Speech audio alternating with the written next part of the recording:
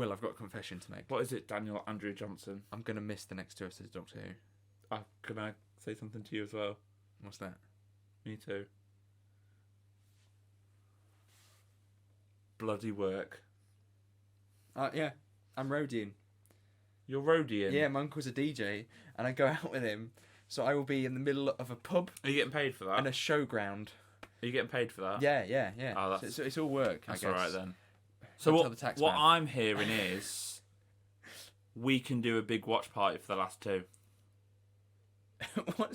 I'm watching it as soon as I get home. I don't care. I'll do that as well. I don't know what I'm on about. I get back at 3 o'clock in the morning.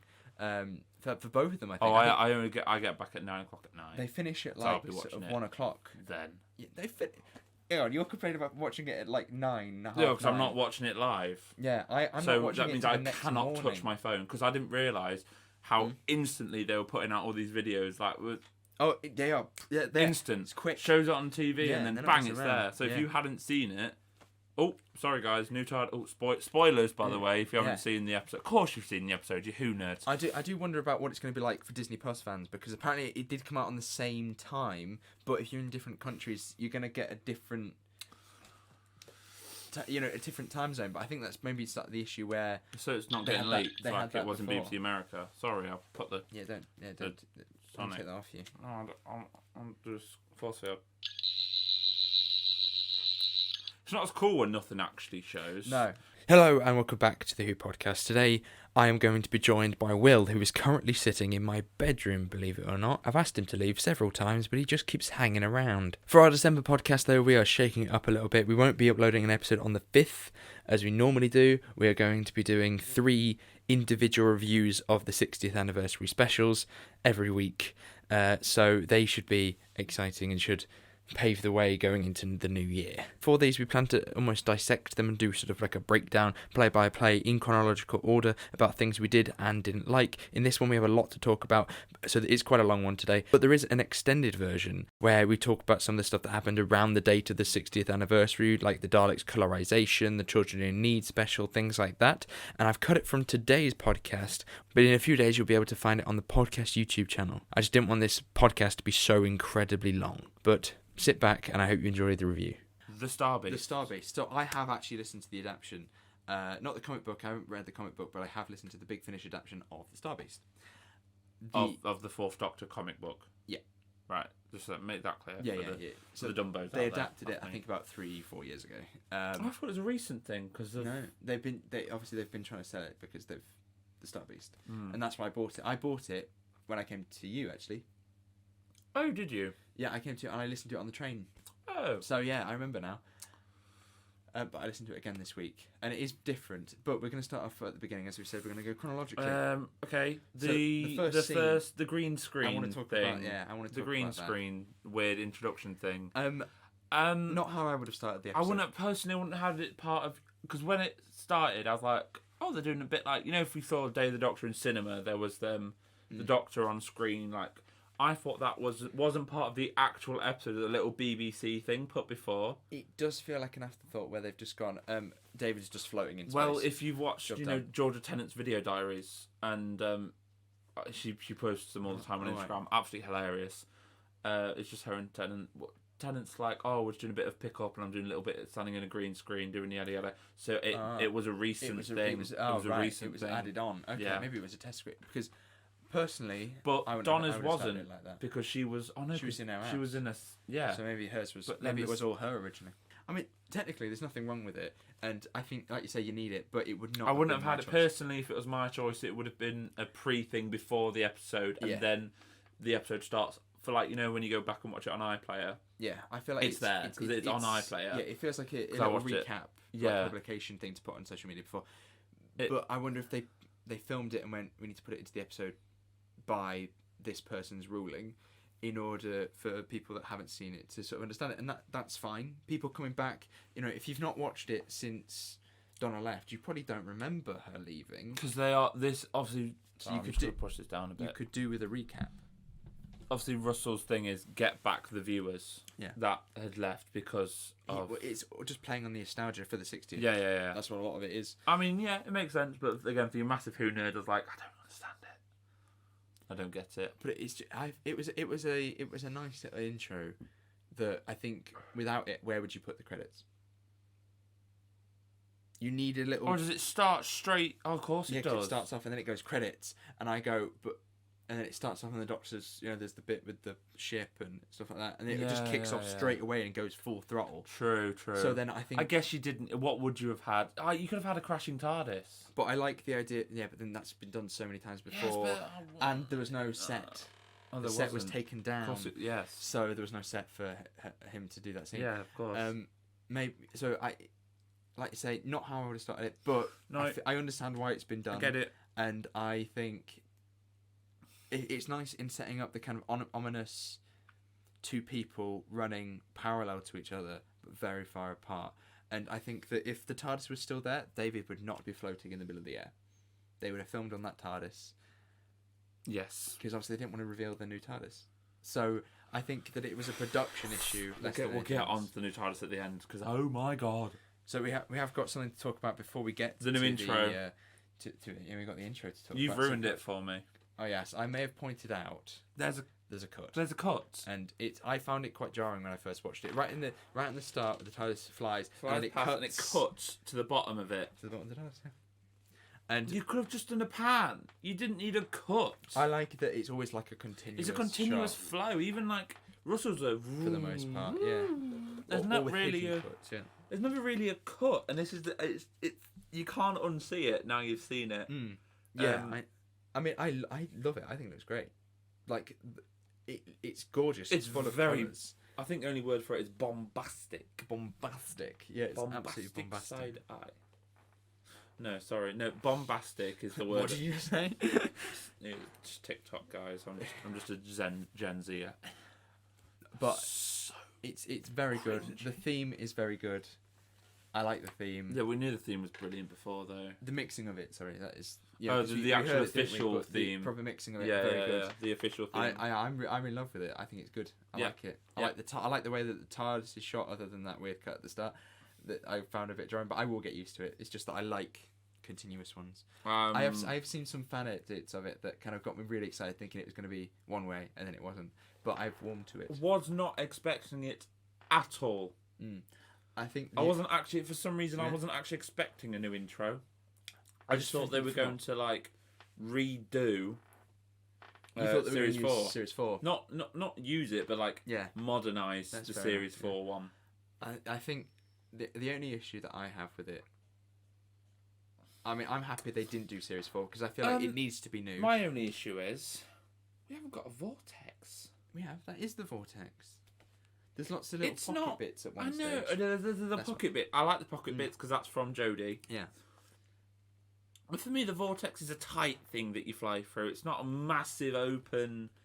No, I like that. I like it like it's a massive maze where there's lots of like side roads, and then you go. I'm describing it as like a motorway now, and then you get to the big bits, and it's full of junctions. I'm not a fan of that logo. I don't think it's. I like the logo individually. I like the vortex individually, but I don't think they work together. It doesn't. You are right. Color-wise, it looks. You're right. It looks like they've taken a picture and shoved it on it. Yes, I like the logo. I like it on the boxes. I like it on the thing.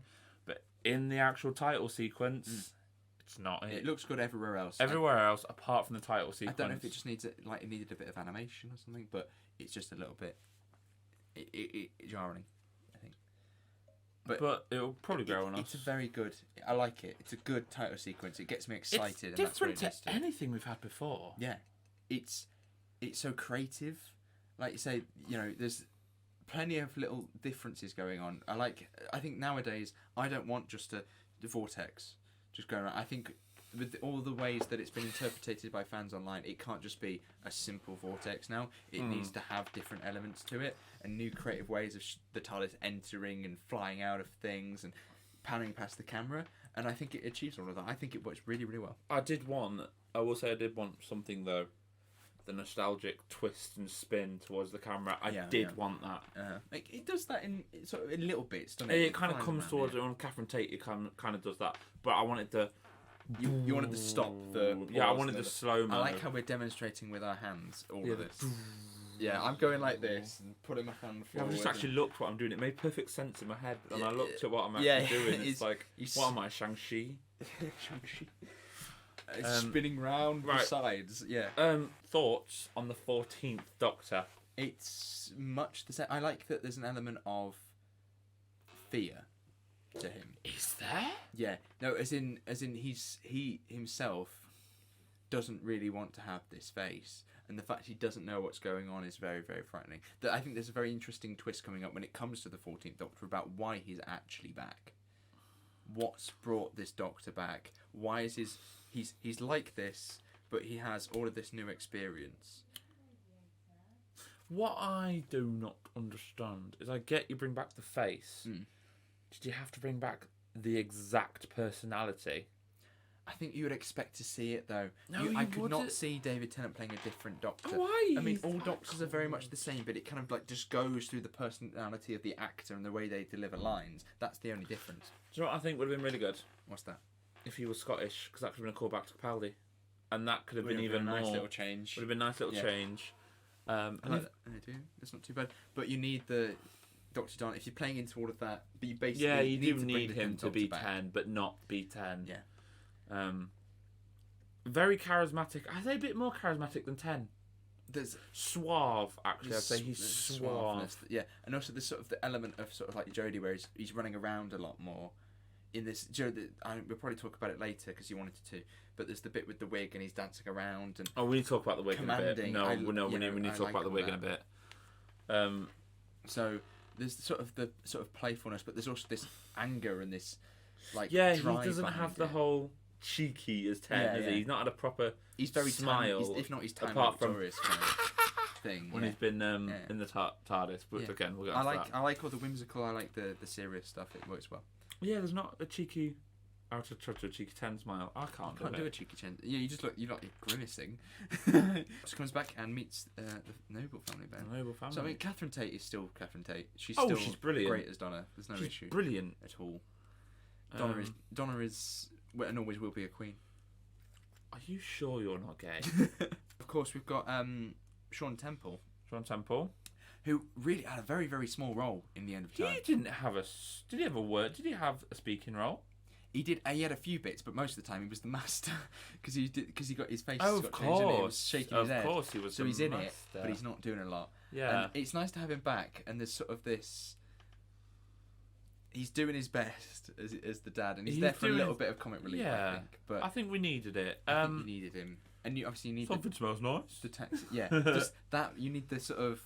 The person that has no idea what's going on. And even you've got Sylvia, who's kind of much the same. Oh my god, she was brilliant. I forgot how much I missed Sylvia when she was there. I have one thing to say, though. What the hell is tuna madras? Who the hell? She's got a very good fish timing. Curry. Yeah. Fish curry. Guess what we're having for tea? Curry. It's alright. She's got.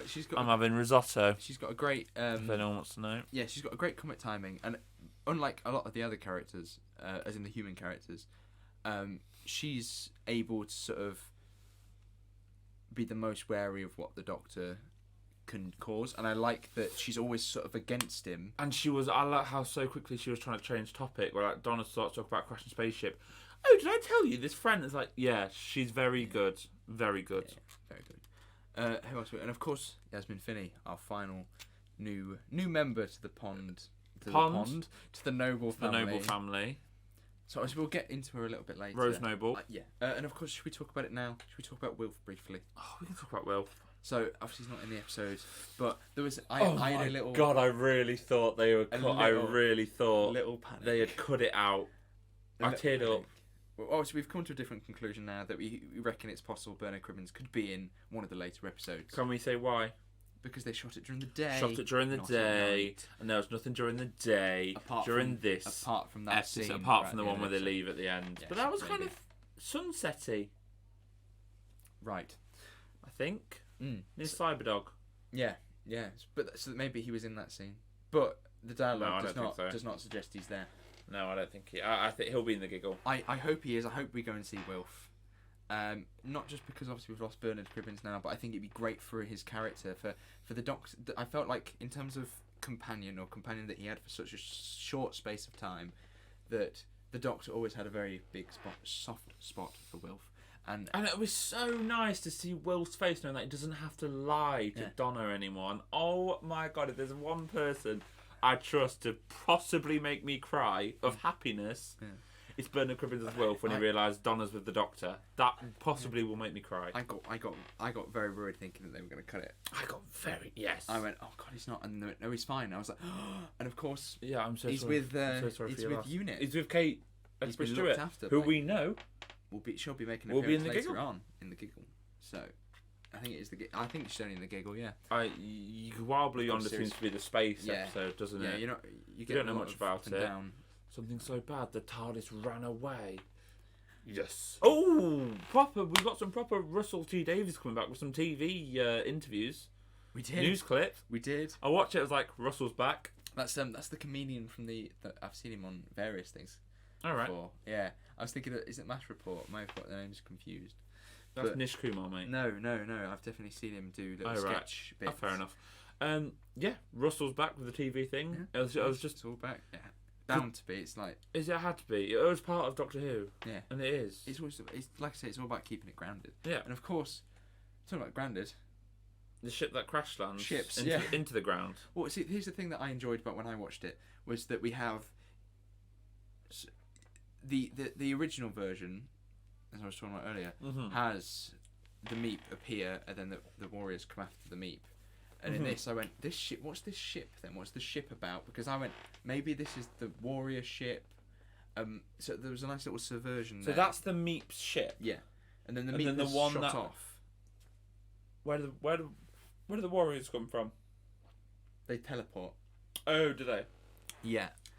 I thought that was the Meep ship. No. Yeah. And that is the Meep ship. And then she. No, but then I thought the little ball thing was the Wrath Warriors.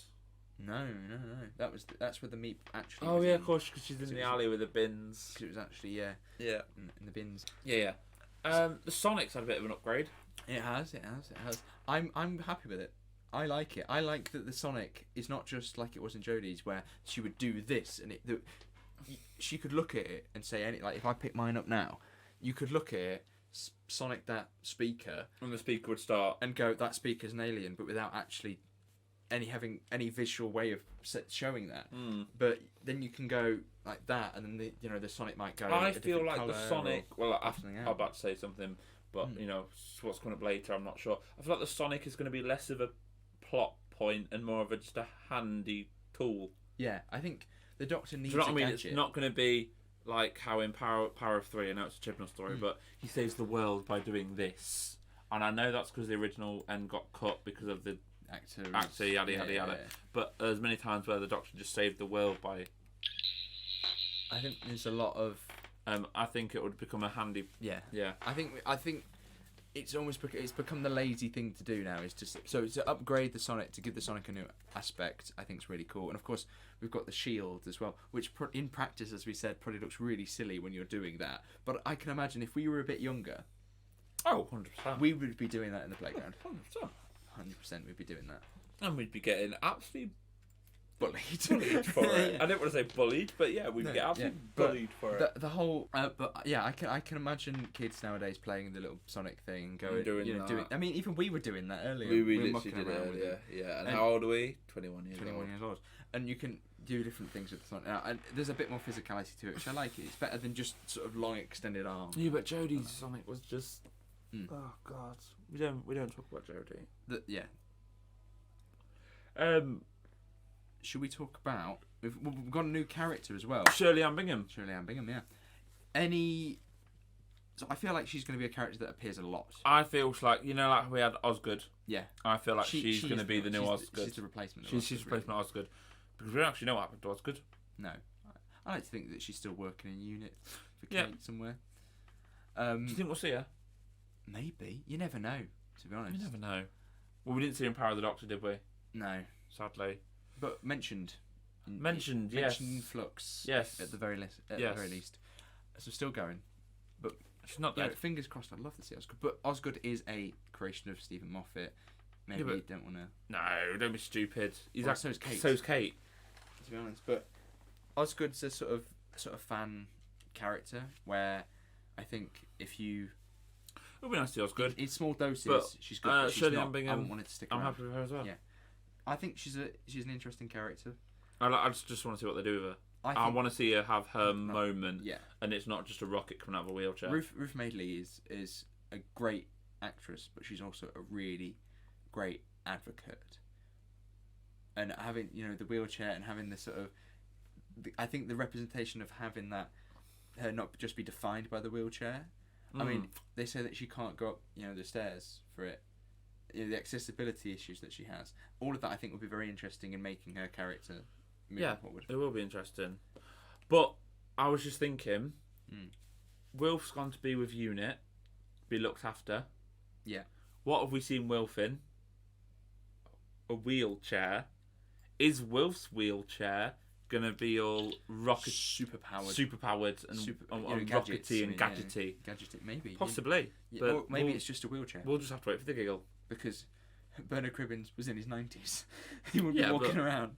No, I know, but what I'm saying is that could be part of the story. I'd like to talk about the Meep. The twist? No, the Meep.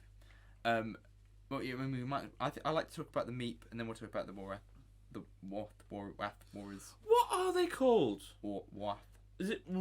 I kept saying Wrath or Are they referred Wraith to or as, because Beep calls them something weird. The Wrath. The Warth Warriors. The Wrath. That sounds weird. I can't say that. Warrior. I don't like it. Sorry. The Warth. What was it in the audio drama? Warath. What? Warath. In the audio drama. Warath. There's actually different pronunciations. The Wrath. The Warth. No, is it just Wrath? Warth. But the W silent. Yeah, the Wrath. W silent. It's Wrath. It's Wrath Warriors and W is silent. I was saying Wraith. Wrath Warriors. Wrath Warriors. And the W silent. Yes, I think we should talk about them. Yes, we should. Those bug-eyed fools. Very campy. All the bug-eyed fools. I love them. I think they're great. Love them. I think they're cool designs. They're big. They're very 70s. They're very silly, yeah. But they're good. How do you feel about them speaking English? Look, I think the voices, the same voices that I used for the audio. Mm-hmm. But I think I was like, not how I was expecting them to talk. Do you know, because they did that call at the doctor at one stage when one turns around and sort of goes at him, and it's like that's sort of more wise. I thought a deeper. They tone. seemed a bit like they're crickets. They could be like chittery and yeah. And like and the doctor talks just like the Jadoon. I thought there'd be a bit more to it. And then they go, "Oh, you're English," and then they're talking. I just wanted some sort. We had no alien language. Yeah. I just wanted an alien language. Meep's the same. Meep talks in the same. Yeah, but it's got. I think the thing with me, it's got that kind of voice. So it's not as noticeable. Yeah. But the Wrath Warriors.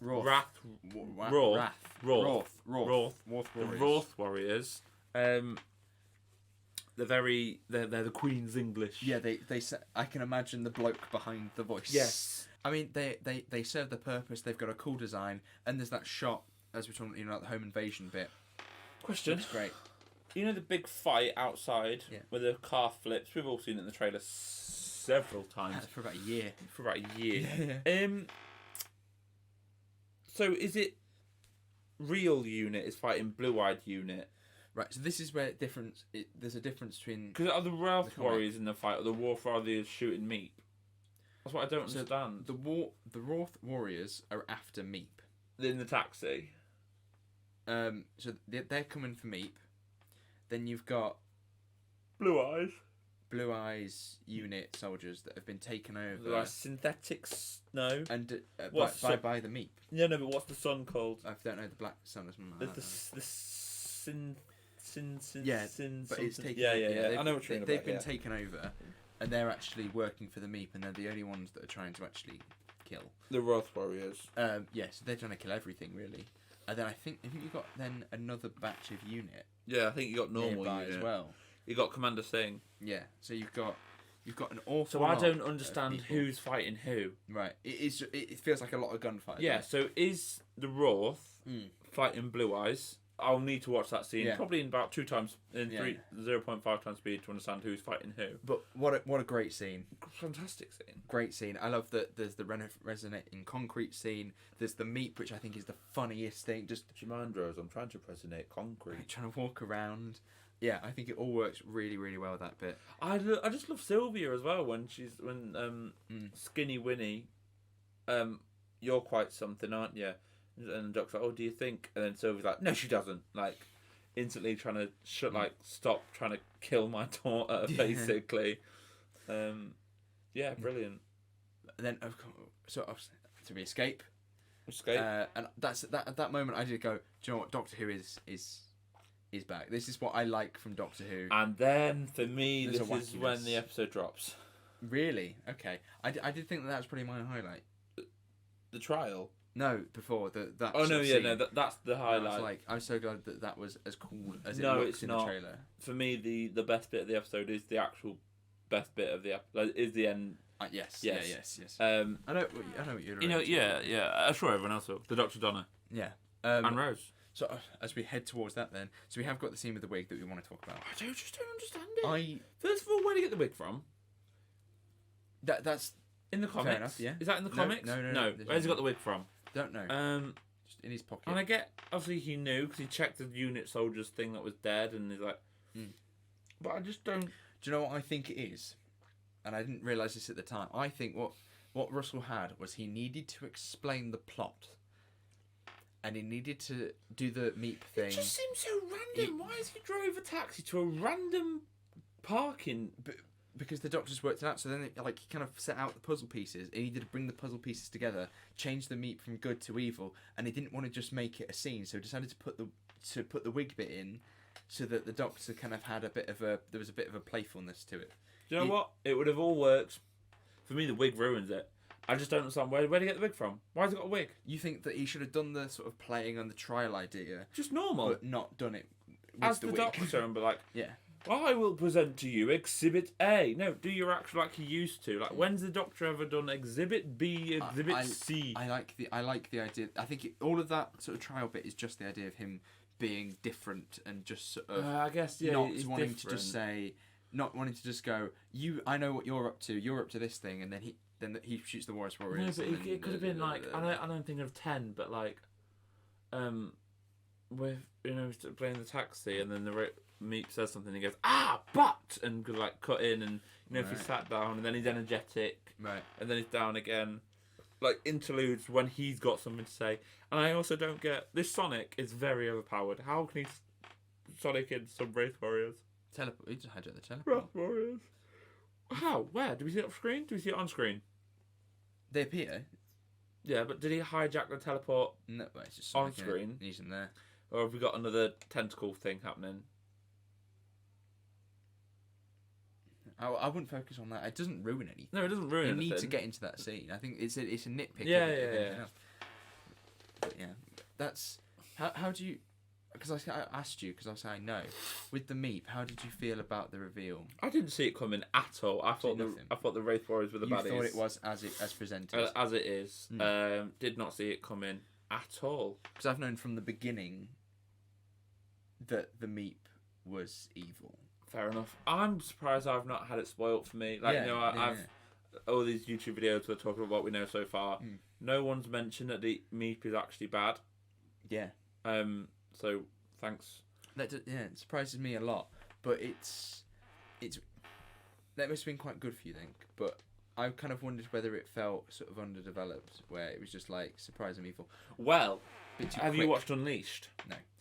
Russell actually wanted to make that happen a lot earlier. So in the shed, you know how it happens in the audio drama? Yeah, there's the monologue bit. Where, so it'd be like, he'd talk to Rose and be like, Rose would turn around and talk to Donna, and then Meep would look at the camera and go, them stupid human, like, not. Ooh.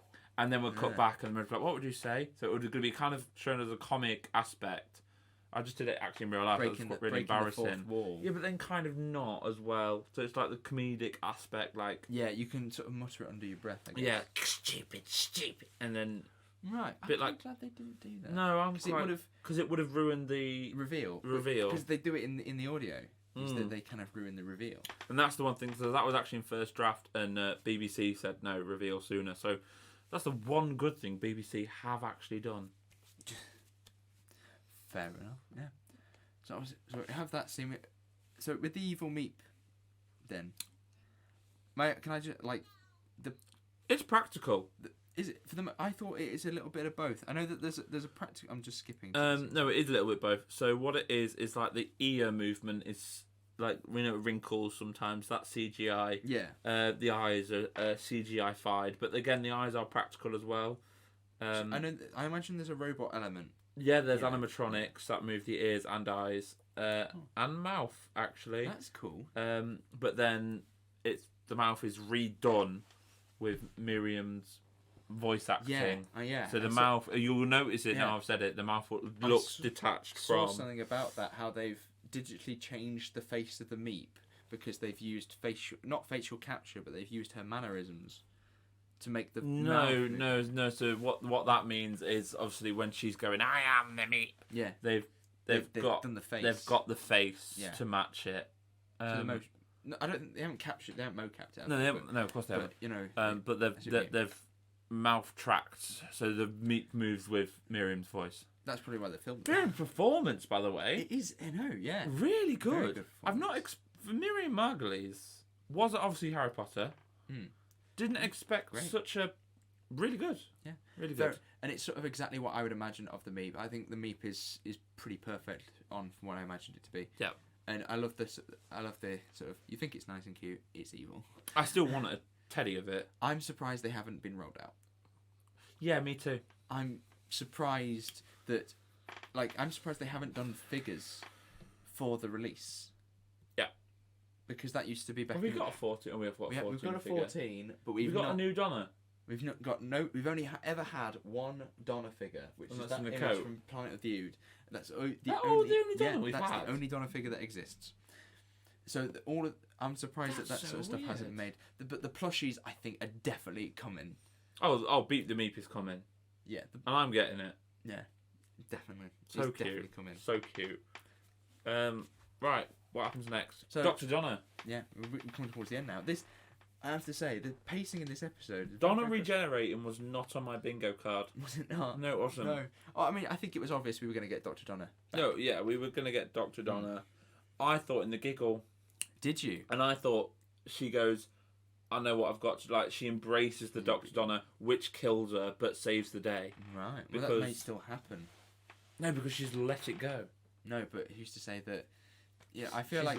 We'll get onto that later, because I don't really know how I feel about that. I feel... Yeah. I always feel like we can... I feel like there's a lot of linking... There's a lot of foreshadowing, a lot of linking that makes me think that what are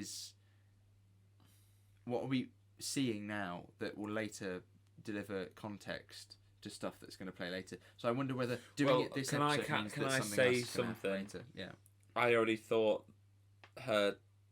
So when we've had clips of, I think, Who Spy possibly did the plushies, picture plushies. At that point I was like, well, that's the Ragnos. That's the... Yeah, I saw that already. I knew that was already a thing. But I thought it was going to be Donna telling her stories of dreams that she's had. Yeah. Not that. That's what we all presumed. Rose is the Dr. Donna as well. So are we going straight for that, are we? Well, we might as well. What else happens? I love that. I think that's brilliant. I've told you before. I think it's great that we have... Can I ask you a question? The genetic... Can I ask you a question? So, the doctor says words like sparrow, Mexico. Why? They're code words in order to break the trick he did on her. So that's not got any link back to Journey's End? No. Do you know, Because I know, because obviously she starts going binary, binary. Yeah. Do you know, in Civil War, when he has that list in order to activate Bucky, he goes through the list. It's a similar thing. Sleeper agents. Yeah. It opens up. Because obviously, when Donna started going binary, I was like, oh, are they the words Donna was saying before she started going binary? But no, she was going Charlie Chaplin. Yeah. I think that binary thing works so well because I like that it non-binary. I like that sort of the reason that Rose is trans is because, or perhaps non-binary, is that It's because the Doctor is non-binary. that they've taken on from the Doctor from being male and female, and obviously there's a lot of sort of subconscious the toy elements all worked I think really well, and I believe that it's genetically passed down. Oh yeah. Yeah. So Yeah. I just think that works so well, and it includes Yasmin Finney. Character so well. When Yasmin Finney became the Doctor Rose, we'll call it Dr. Donna. It's just passed down. It's Dr. Donna Child. Yeah. Before the whole Let It Go, I saw Yasmin Finney and went, spin off. We're getting Yasmin Finney spin off. I think Russell T Davies is a big fan of her, so I think we'll be seeing her again. We definitely will. She'll be a character in the shooty run.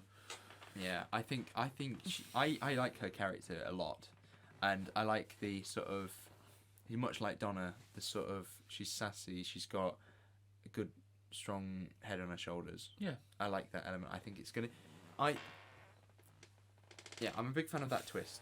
I was not expecting it as well, and I thought, oh god, how are they actually gonna get out? I honestly thought we were gonna lose Donna this early, and I was like, oh god, how are we gonna get out of this? Can I ask which bit you cried at? Several times. No, are you actually lying? No, I got very excited and very sort of jumpy. Did you cry? Honestly, did you cry? I had a tear at once, just during that scene. The Wilf. That was it. Yeah. I teared up for Wilf. I was a bit like, because I kind of go, but we've seen all that promotional stuff with. How are they doing? Yeah. Sorry, I was talking about Donna. I said we've seen all that stuff with Wildly Yolanda. She has to be in it. Yeah. She can't be gone. So I thought, how are they going to play it? And I was a bit like, I don't know what's going to happen, but I'm ready for whatever it might be. Wait, so hold on, recap. So she dies. How does she come back? Because there's two of them. So how did she die? Or is it just am I looking way too much? No, it is explained that because you have Rose as well as Donna. Yeah, I know. The sort of the power that the Dr. Donna had is then split between the two of them, which means that it actually doesn't kill them. So she shouldn't have died full stop. Because she still has it. So she shouldn't have even collapsed. Because Rose never collapsed. Rose didn't collapse. You need it for dramatic purposes, though. Is it just dramatic purposes? I think a lot of it is dramatic purposes. I see what you mean now. You need the dramatic purpose that I get why the Dr. Donna didn't kill her is because it's also been passed down and diluted with Rose. So Dr. Donna, brilliant. Yeah, very, very cool. Wasn't expecting it. Yeah. One thing I'm not happy with, though, with the Dr. Donna is how they end the Dr. Donna. Okay. Shall we? I would agree. This is, I think, been regarded as quite a weaker point. Let it go. Now I understand because they're females and men can't let it go. Well, I think what I think is quite interesting is that there's elements that Rose has to ignore and essentially not defend herself, so therefore has to let it go when she's dead named, which I can't believe they did. I think it's very, very brave for them to sort of touch into that quite dark element. Yeah, but there's one writer I don't see it. I mean, I hardly ever see that. No, I don't. Actual dead naming. It tends to be the threat of dead naming, and then actual. To see it is pretty nasty, and so it has to sort of bury that, let it go, and then the only thing that I don't like about it, I think it works within the episode, but what I don't like is if I think back to like 2008 and I look at that episode, and I go, why couldn't Donna have done that? Because there wasn't two of them. You can't use that. But that is what's happening. Well, because there's two of them, they can now let it go. Yeah. But Donna's a female. But it doesn't quite work where you can't. It feels like it's we need to get rid of the Dr. Donna thing. But why? Because you need a companion. You can't have Doctor and Doctor. No, but Dr. Donna could have. I felt I wanted Dr. Donna for Wobbly Yonder, and then Wobbly Yonder could have got rid of Dr. Donna. Maybe. And that's what. I thought we were going to have that, and that's why that was going to be the multi-doctor. It felt like I'm not too hung up about it as a lot of people are, but when I watched it, I went, oh, is that sort of it? It's kind of on the lines of love wins. Yeah. It's a little bit too fairy tale. Undefined. It's a little bit too sort of like Craig doesn't away. become a Cyberman because he thinks of his It's a bit like we've just blown that away, and that's that sort of settled, and then that's the resolution. Yeah, we let it go. It's like this was such a big part of the build up. Being like, if Donna remembers the Doctor, she will die, and the way she didn't die was let it go. Yeah, even though with Rose and all that crap, got the split, but you let it go. At the same None time, of the Doctor, the Doctor could have absorbed it all, and that could have been causing the regeneration. Oh my God, Russell, you should have hired me. Yeah, the Doctor could have gone, you can't do this, but I've learned since I was my last part. I've been. But see that because obviously I wouldn't have minded that. Yeah. If the Doctor's 14 and gone like, I've had many of time to know how I could have saved you, so here you are, and he's like been through so much. It's very Day of the Doctor, but still, it's a 60th, so he'd like brings it all back, and then it's a ticking time bomb until the end of the giggle. Cause the regeneration, Cause the regeneration. I think that would have been so much better. That still might happen, because I don't feel like we've seen the end of the Doctor Donna. I feel like if we have, I will be disappointed, because, like you say, with all the weight it had in Series 4 and the weight that we put onto it, because we were waiting to see how she could be back, how she wouldn't die, it kind of undermined it slightly. Do we still think Donna's dying? By just blowing it aside and just saying, like I say, it's just not. It doesn't feel. Is that Doctor Who? Like Russell T Davies loves a consequence to things, and I feel like that's too. If it really just is, let it go. Yeah. I don't want to give him the sort of like we did with Flux, going, this episode's like this, and here's a plot hole in this episode, but it might get fixed. Like, I don't want to do that, because I don't think that. No, but it's not a plot hole. It's just one thing I don't like about it. If that is the case, then it would be one thing I don't like about the episode. Okay. But it could have been done so much better. Like I wouldn't know how to do it, but I feel like you could, like you say, put it into the next episode. I hate the idea that we then sort of talk about, oh, the writer should have done this. I don't like doing that. I think that's big. No, I'm not saying, but it's just, it's a cop out. If that really is, it's a cop out. It's not. Anyway. Like it always. It's the. We did it for love. Yeah, love wins. No, it's too ambiguous. No, you can't not become a Cyberman because of love. Simon can get away with it. It's all about emotions.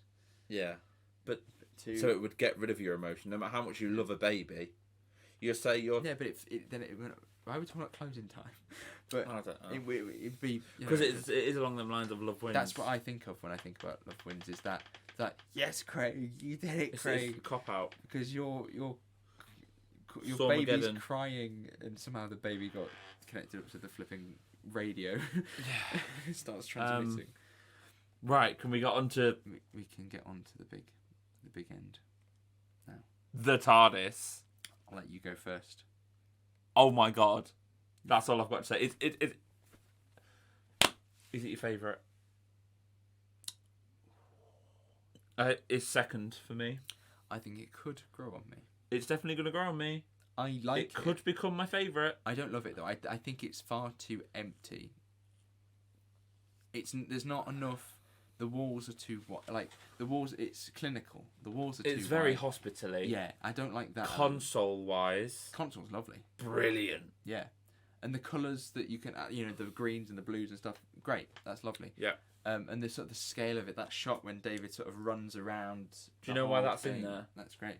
Access for wheelchairs, isn't it? No. Well, not that shot. David literally said, "Can I please just run around?"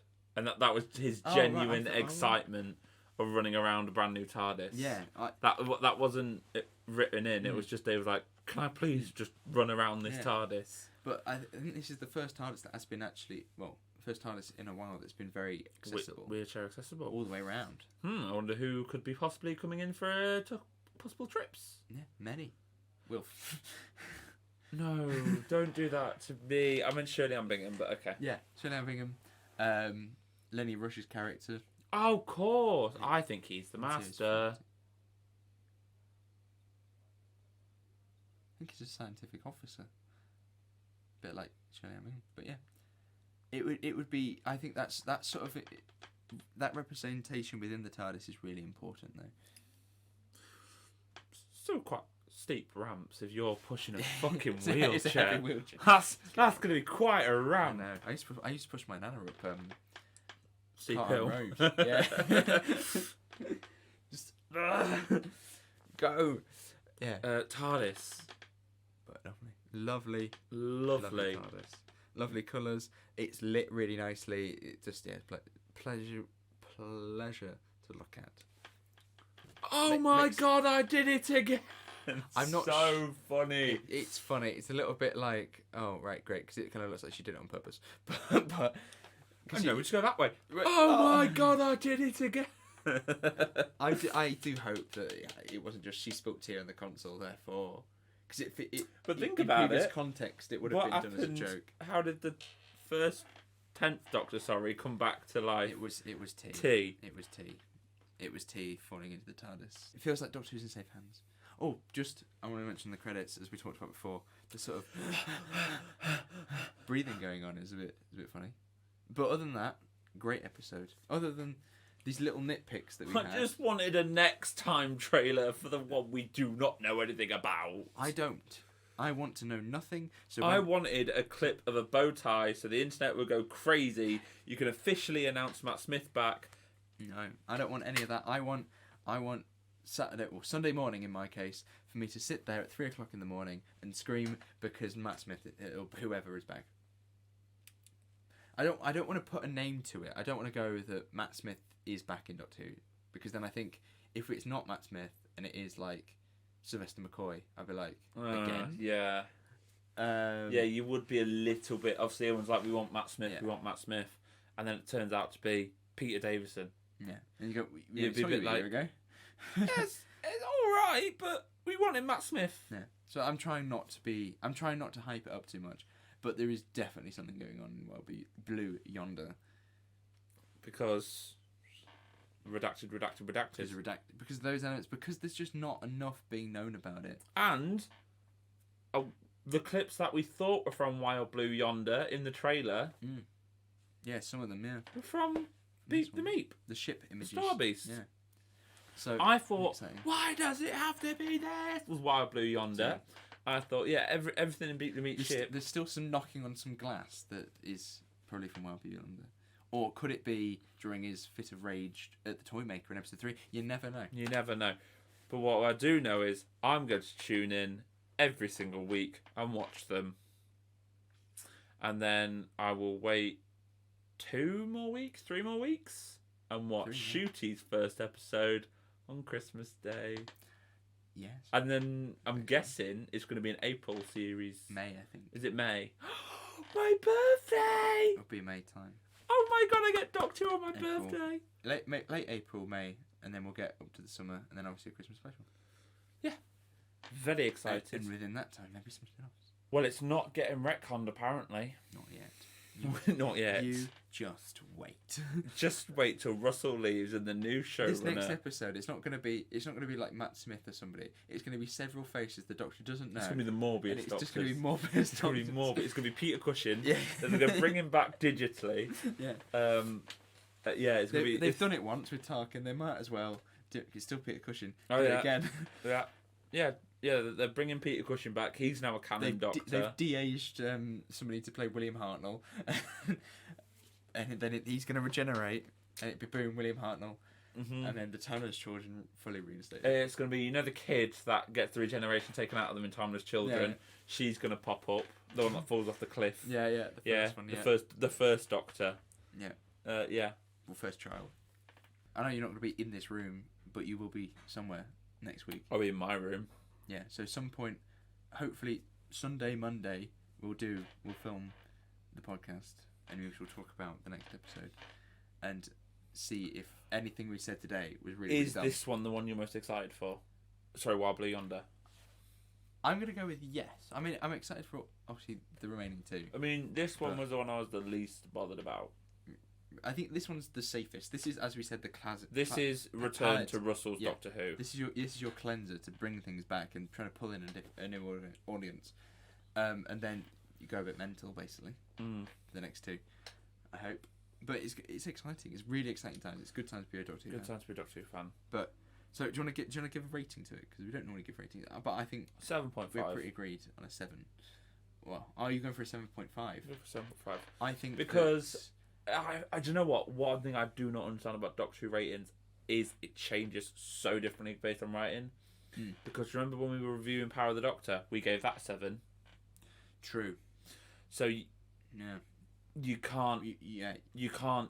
Do you know what I mean? There's times in Jodie's run where we gave some episodes. Oh, that's a 6. And if we're giving this a 7, it's like it's so much better. Not because of Jodie, because of the writing. But yeah, we based the writings, the ratings, or whatever we say, so differently to different eras. Yeah. So I think we'll start it now. This is the Russell rating. The Russell rating. Russell 2 rating. Russell 2 ratings. Yeah. The Russell 2 ratings have begun. The Russell 2 ratings have begun. We're going with 7. And I'm going for 7.5. I'm going with the 7, but it's a cautious 7 because I feel like, as I said to you, I'm going to meet you in the middle. Can we agree on this? Don't go on a 7.25. No. Okay, I was going to go 7.3. Can we agree?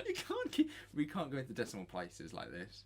Why not? I'm going to give it a 7.26. Okay, I'll give it a 7.333 recurring. Same thing.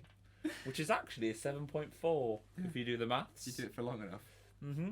You might as well be. I watched some weird video about that. For my sort of 7 and not giving it any higher is because I feel like after watching it a few times, after letting it sink in, the novelty of going, oh my god, Doctor Who's back.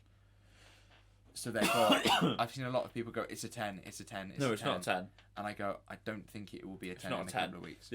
Honestly, the one I think they'll be rated the highest is the Giggle.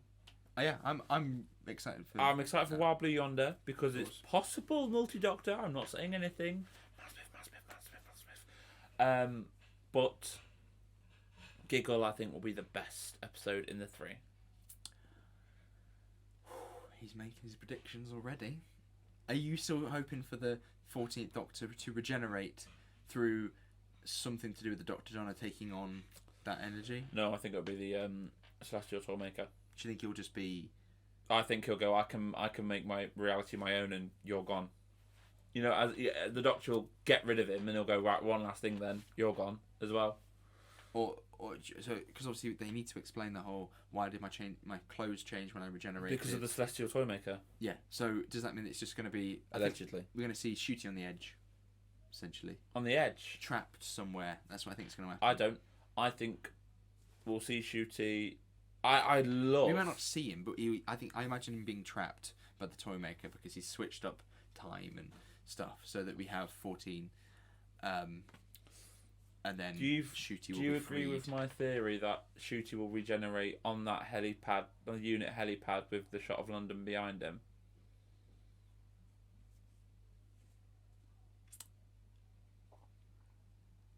I don't know. It's a bit of a weird place for him to regenerate. The cannon is literally pointing. I know, but I'm just so used to Doctors regenerating in the TARDIS. But I suppose they've done it so many times now that it's just like... But you've now got this massive Avengers Tower. I'm a bit annoyed that people keep calling it the Avengers Tower. Yeah. It's very Avengers Tower. Yeah. You actually see it. You do. The first shot. A bit, yeah. Anyway. But... If you want to check out the rest of our podcast episodes, we've got a whole bunch now. I think we've done about 50 odd. Not us, because I've replaced you. But he keeps trying to kick me out. Yeah, slowly, just put you in less and less each year. I'm not going. It's difficult when you're so far away, and I worked evenings. Yeah.